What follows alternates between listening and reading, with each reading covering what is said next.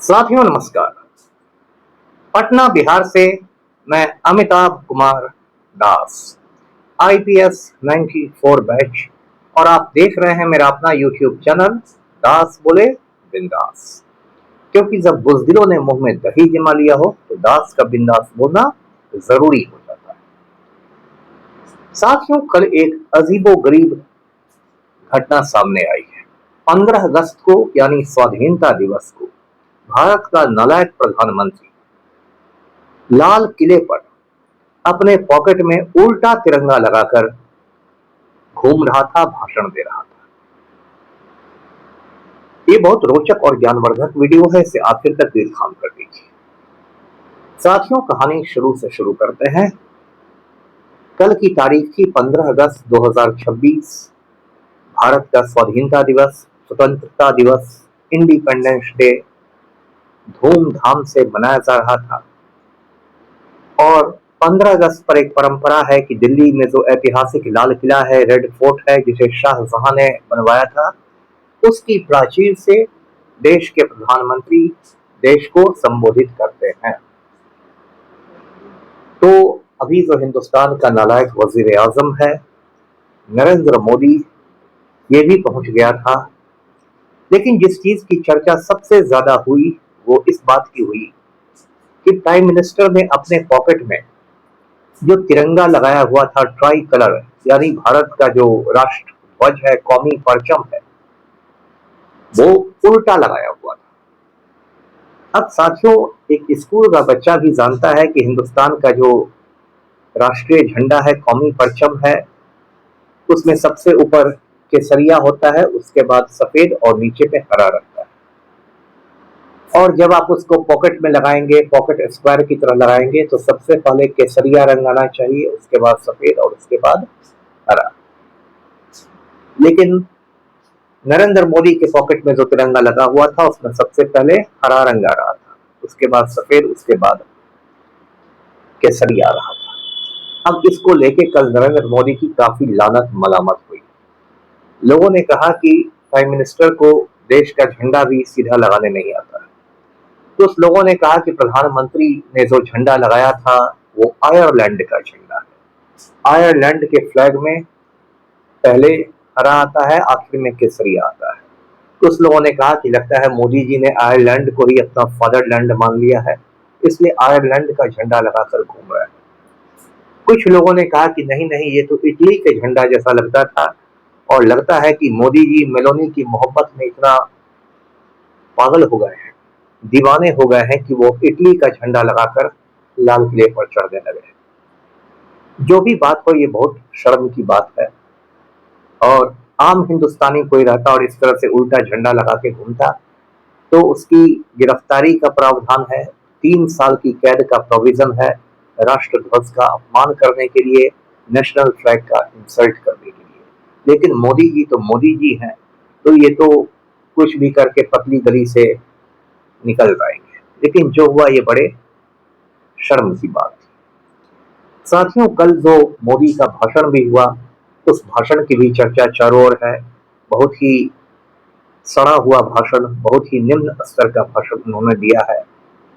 और मेरे कुछ डॉक्टर मित्र हैं, उनका कहना है कि मोदी का भाषण सुन के ऐसा लगता था कि वो अल्जाइमर की बीमारी से पीड़ित हो गए। अब आप पूछेंगे कि अल्जाइमर की बीमारी क्या होती है, तो जर्मनी के डॉक्टर थे, डॉक्टर अल्जाइमर। उन्होंने बुजुर्ग लोगों पर रिसर्च किया था और पता लगाया था इस बीमारी के लक्षण पता लगाए थे, क्या सिम्टम्स होते हैं। और अल्जाइमर की बीमारी में आदमी की याददाश्त गुम होने लगती है, जिसको स्मृति लोप कहते हैं, मेमोरी लॉस कहते हैं। तो कुछ डॉक्टरों का कहना है कि जिस तरह से मोदी जी लड़खड़ाते हुए बोल रहे थे, बीच बीच में गुम हो जाते थे, कुछ सोचने लगते थे, याद नहीं कर पाते थे, वो अल्जाइमर का शुरुआती स्टेज होता है। तो अगर इन डॉक्टरों की बात सही है तो ये पूरे देश के लिए, पूरे मुल्क के लिए एक फिक्र की बात है कि जो मुल्क का वजीर आजम है, जो हिंदुस्तान का प्रधानमंत्री है, उसका दिमाग सही तरीके से नहीं काम कर रहा है, वो अल्जाइमर का शिकार हो चुका है। तो वो बड़े बड़े फैसले इस देश के कैसे लेगा। तो लगता है अब मोदी जी को आराम करने का वक्त आ गया है। कल जो नरेंद्र मोदी ने भाषण दिया लाल किला से, जो सबसे ज्यादा चर्चित जो वर्ड उनका रहा वो था दिमागी नक्सल। उन्होंने देश को, मुल्क को दिमागी नक्सलियों से आगाह किया और कहा कि हमने हथियारबंद नक्सलियों को तो खत्म कर दिया है, लेकिन दिमागी नक्सल लोग अभी भी बचे हुए हैं। आप नक्सल आंदोलन के बारे में जानते हैं, जो लोग नहीं जानते उनको मैं बता दूं कि 60 की दिहाई में, 1960 के दशक में उत्तरी बंगाल में एक छोटा सा गांव है नक्सल बाड़ी।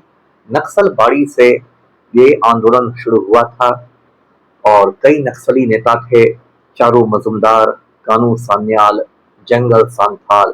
ये एक हिंसक आंदोलन था, वायलेंट आंदोलन था, जो कि पूरी व्यवस्था को उखाड़ फेंकना चाहता था। तो उसी के बाद ये ऐसे लोग जो हिंसा के रास्ते पर व्यवस्था परिवर्तन के लिए गए, जो बिल्कुल एक्सट्रीम लेफ्टिस्ट थे, तो वैसे लोगों को नक्सली कहा गया, नक्सल कहा गया। अब बात हो रही है कि मोदी जी का इशारा किधर था। तो मोदी का इशारा किधर था ये तो साफ है। मोदी जो है वो जेन जी से घबरा गया और जेन जी को वो दिमागी नक्सल कह रहा है। आप जानते हैं कि 1997 से 2012 तक जो बच्चे पैदा हुए वो जेन जी कहलाते हैं। उसके बाद पैदा हुए बच्चों को जेन अल्फा कहते हैं।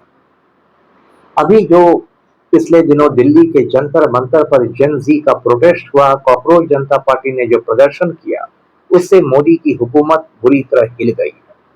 और आप जानते हैं कि भारत के शिक्षा मंत्री को, वजीर तालीम को, धर्मेंद्र प्रधान को इस्तीफा देना पड़ा और पूरी दुनिया में मोदी सरकार की किरकिरी हो गई। 20 जुलाई को जिस दिन संसद मार्च हुआ था जेन जी का, उस दिन मोदी को पिछले दरवाजे से संसद से भागना पड़ा था। नरेंद्र मोदी दुम दबाकर भागा था पार्लियामेंट के पिछले दरवाजे से। और उसके बाद मोदी इतना घबरा गया और उसका होम मिनिस्टर अमित शाह भी, कि ये दोनों लोग 15 दिन तक पार्लियामेंट में आए तक नहीं। ये लोग अपने घर में दुबक कर बैठे रहे। तो पहले तो मोदी ने जेन जी को दुलारना चाहा, पुचकारना चाहा। रात में उठ उठ के इंस्टाग्राम पर मोदी रील बनाने लगा, फ्रेंड्स फ्रेंड्स करने लगा, लेकिन जेन जी वाले इससे नहीं पिघले। उसके बाद जो आरएसएस का चीफ है मोहन भागवत, उसने भी जेन जी के बच्चों से बात करने की कोशिश की, लेकिन जेन जी ने उनको नकार दिया। तो अब कहीं ना कहीं नरेंद्र मोदी जेन जी को बदनाम करने पर उतारू हो गए हैं और उनको दिमागी नक्सल कह रहे हैं और ये कहते हैं कि ये लोग उत्पात मचाने वाले लोग हैं, इनको आइसोलेट करना चाहिए। तो ये बहुत गलत बात है। देखिए, जो पूरा संघ परिवार है, यानी कि आरएसएस, बीजेपी, विश्व हिंदू परिषद, बजरंग दल, ये जो पूरा अखिल भारतीय विद्यार्थी परिषद, ये पूरा जो संघ परिवार है, इसको दिमाग वाले लोगों से बहुत दिक्कत होती है।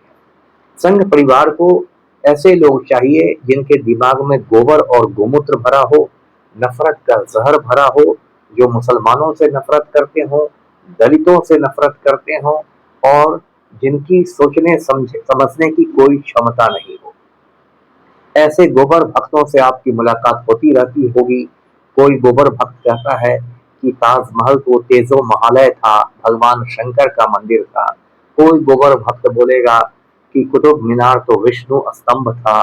तो कोई गोबर भक्त बोलेगा कि हिंदुस्तान 2014 में आजाद हुआ था। तो इस तरह का बकवास करने वाले लोग जो दिमाग में गोबर और गोमूत्र लेके घूम रहे हैं, संघ परिवार को ऐसे लोग ही प्रिय हैं। जो लोग बौद्धिक होते हैं, इंटेलेक्चुअल्स होते हैं, जो लोग पढ़े लिखे होते हैं, जो लोग सवाल पूछते हैं सत्ता से, वैसे लोग संघ परिवार के निशाने पर आ जाते हैं। पहले ऐसे लोगों के लिए एक शब्द था, अर्बन नक्सल। अर्बन का मतलब होता है शहरी। मेरे जैसे लोग, जो लोग शहर में रहते हैं, पढ़े लिखे लोग हैं, वामपंथी हैं, लेफ्टिस्ट हैं, गरीबों की बात करते हैं, उनको अर्बन नक्सल करके ये लोग बदनाम करते थे। अब एक नया शब्द मोदी ने दिया है, दिमागी नक्सल। तो कल की दो तीन बातें हैं। एक तो मोदी का उल्टा तिरंगा लगाना। इसकी तो ये वजह है कि मोदी चौथी फेल आदमी है, जाहिल आदमी है, इसने कहीं पढ़ाई नहीं की। ये कहता है कि मैंने 1978 में, 1978 में दिल्ली विश्वविद्यालय से राजनीति विज्ञान में स्नातक किया था, दिल्ली यूनिवर्सिटी से पॉलिटिकल साइंस में ग्रेजुएशन किया था। जब इससे डिग्री मांगी गई तो ये डिग्री नहीं दिखा सका।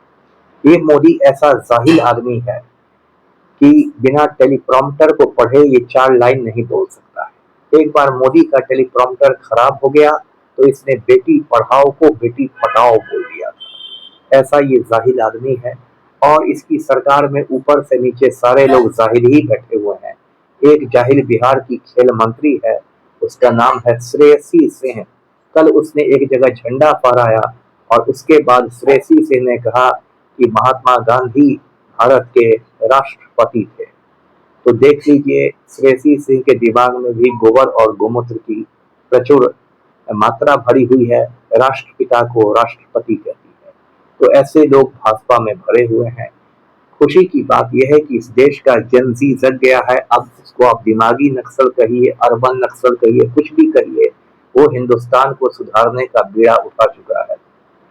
कल ही अभिजीत दीपके ने अपने पुस्तैनी गांव में स्कूल ठीक करो अभियान की शुरुआत की है। भारत में जो शिक्षा की दुर्दशा हो गई है, तालीम का जो बंटाधार हो गया है, उसको ठीक करने के लिए कॉकरोच जनता पार्टी आगे आ रही है।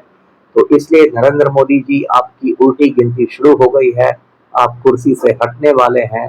आप बोरिया बिस्तर समेट लें और कम से कम तिरंगा को आप सीधा लगाना सीखिए, नहीं तो देश की जनता आपको उल्टा लटका देगी। वीडियो को लाइक करें, शेयर कीजिए, चैनल को सब्सक्राइब कीजिए। धन्यवाद। जय हिंद।